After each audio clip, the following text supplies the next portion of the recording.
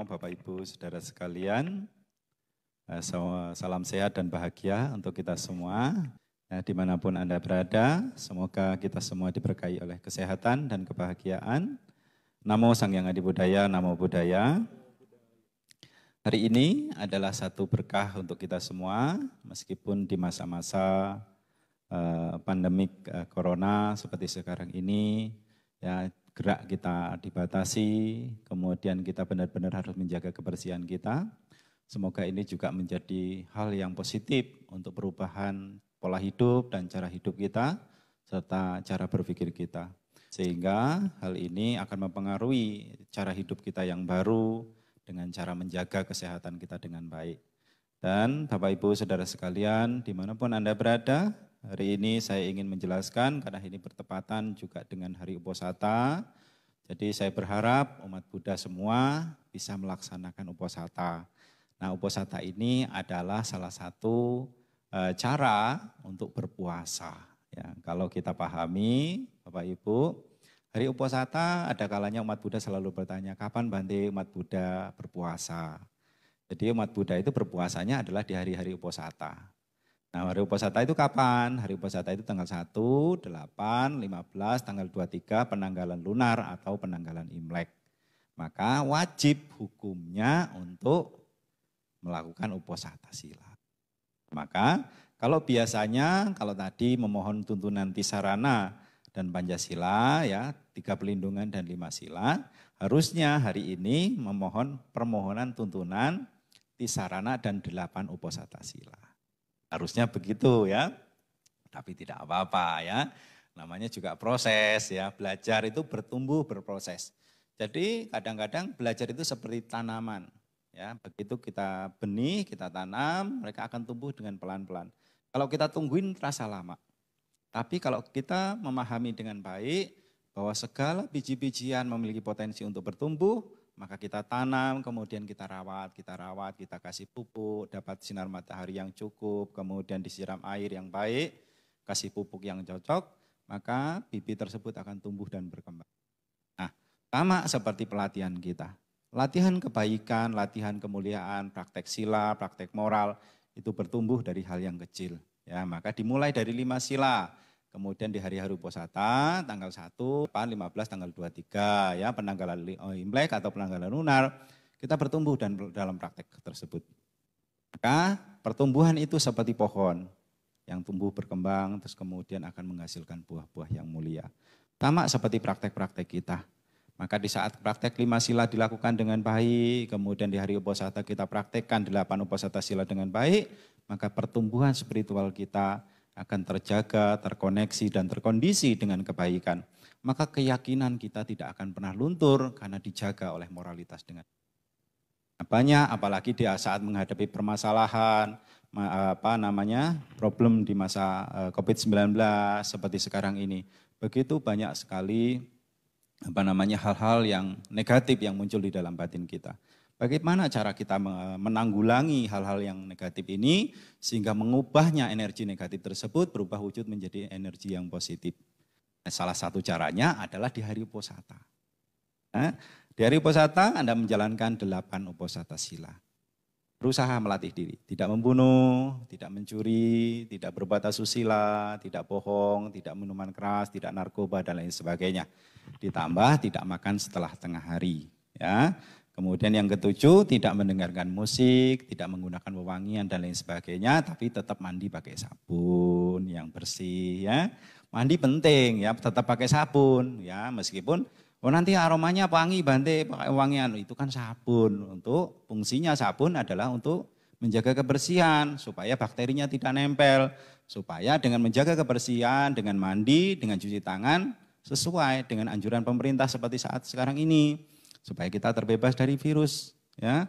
Maka ini salah satunya menjaga sila juga kita menjaga kesehatan diri kita dan menjaga kesehatan makhluk lain. Yaitu dengan cara cuci tangan yang bersih, mandi yang bersih ya. Walaupun tidak memakai wangi-wangian, tidak memakai yang kalau ibu-ibu dempul-dempul itu lah, lipstick yang tebel-tebel itu enggak usah dipakai hari ini ya. Jadi hari ini total benar-benar alami, tapi tetap mandi, tetap pakai sabun. Gosok gigi itu tetap harus dilakukan ya. Jadi itu yang ke-7. Kemudian yang ke-8 adalah Anda belajar hidup sederhana dengan tidak duduk dan tidur di tempat tinggi dan mewah. Jadi hari ini dihindari yang hotel bintang-bintang itu dihindari. Ya, cukup di rumah saja ya, jangan pergi kemana-mana apalagi di masa sekarang ini. Maka kita benar-benar harus menjaga jarak bagi sahabat-sahabat yang masih masih punya waktu untuk bersama-sama dengan saudara di luar, maka Anda harus menjaga jarak, menjaga kesehatan dengan baik. Maka 8 uposatha sila ini akan menjadikan kita bertumbuh dalam kebaikan, akan menjadikan kita bertumbuh dalam kemuliaan.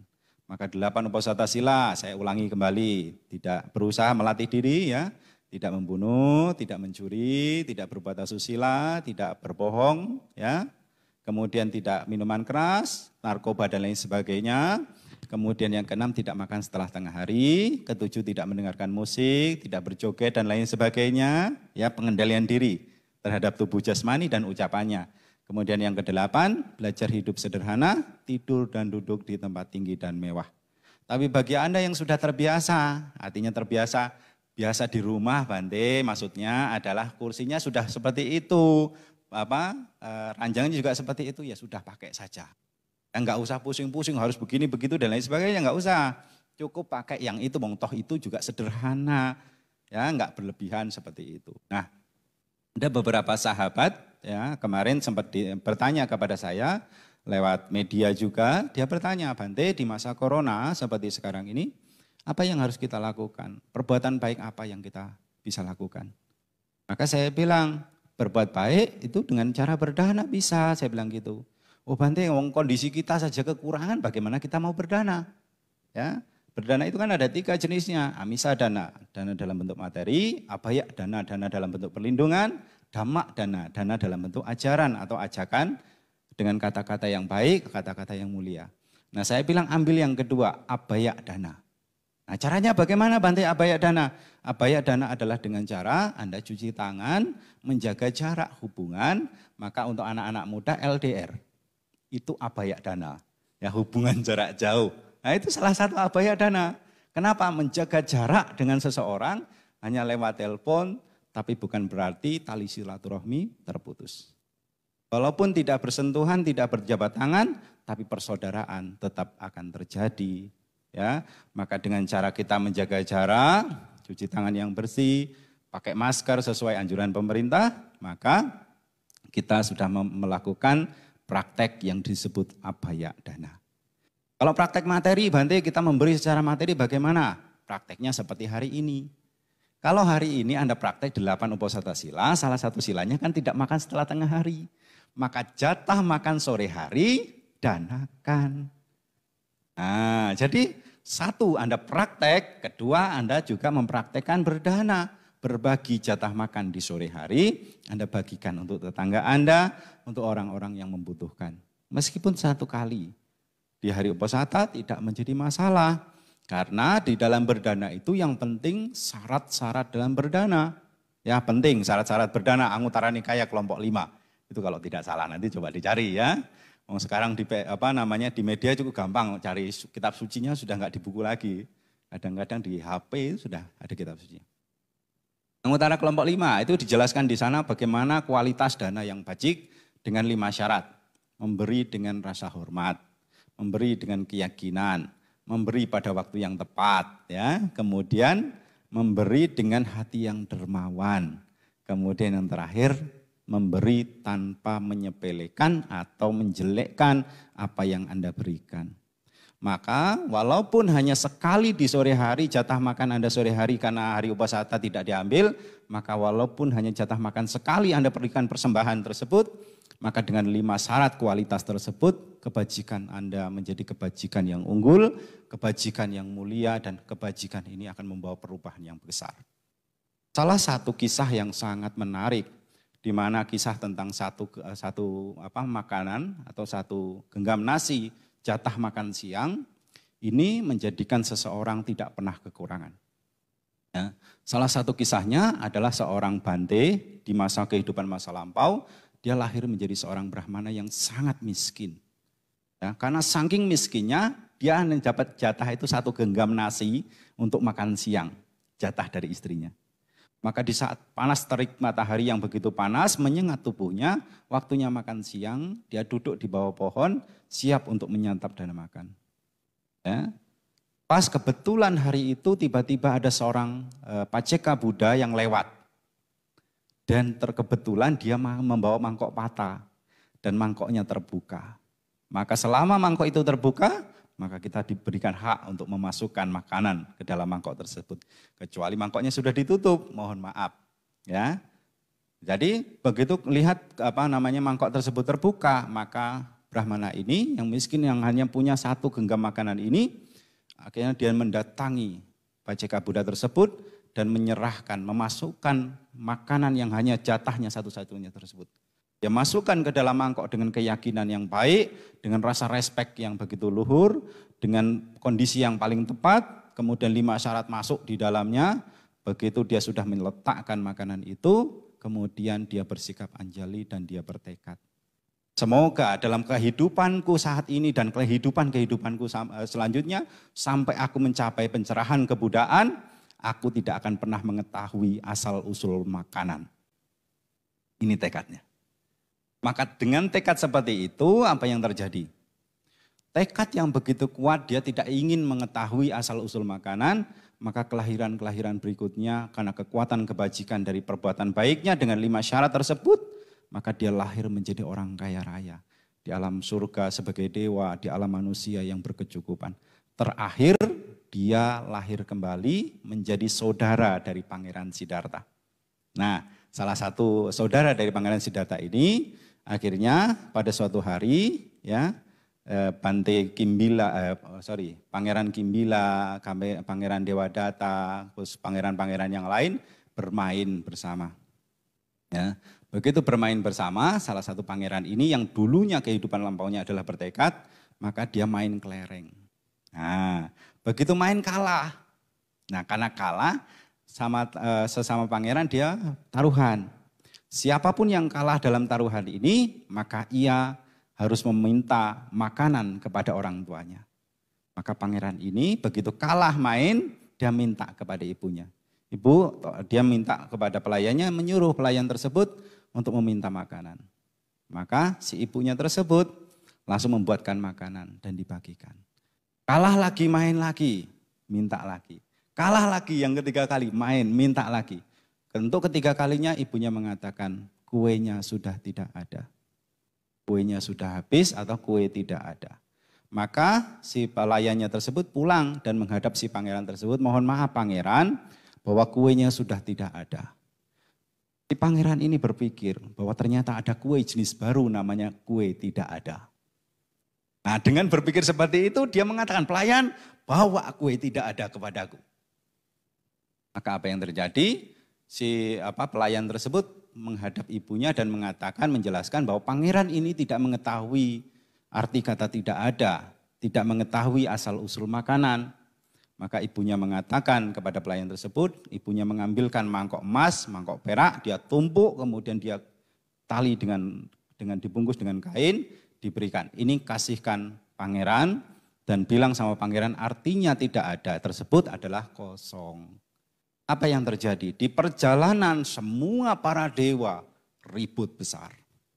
Kenapa? Karena para dewa ini ternyata dalam kehidupan masa lampaunya, mereka adalah saksi waktu si pangeran ini, waktu lahir menjadi Brahmana dan waktu dia berdana, dia memiliki tekad dan saksi dari tekadnya adalah para dewa ini. Maka para dewa ini mengatakan, kalau sampai pangeran ini mengetahui asal-usul makanan dan tekadnya patah, maka kepala kita pecah menjadi 7 bagian. Dan yang itu paling parah, setidak parah-parahnya kita akan diskor tidak boleh ikut sidang para dewa. Ini resiko loh jadi dewa. Ya, resiko jadi dewa. Terus kemudian apa yang terjadi? Setelah itu para dewa ini langsung turun membawa makanan-makanan surga. Dia masukkan ke mangkok emas dan mangkok perak tersebut. Itu sudah diisi penuh sampai di hadapan pangeran tersebut. Begitu pangeran tersebut membukanya, pangeran tersebut kaget. Nah, ini bentuk kue tidak ada. Nah begitu dia mengetahui kue tidak ada, begitu dibuka aromanya begitu sangat lezat sekali. Begitu dibagikan kepada teman-temannya dan begitu dia mendapatkan jatahnya kemudian dia makan. Dia mengatakan kue tidak ada, begitu lezat dan begitu enak. Maka pangeran tersebut langsung berdiri dan berkata kepada pelayannya, ternyata ibuku selama ini dia jahat kepadaku.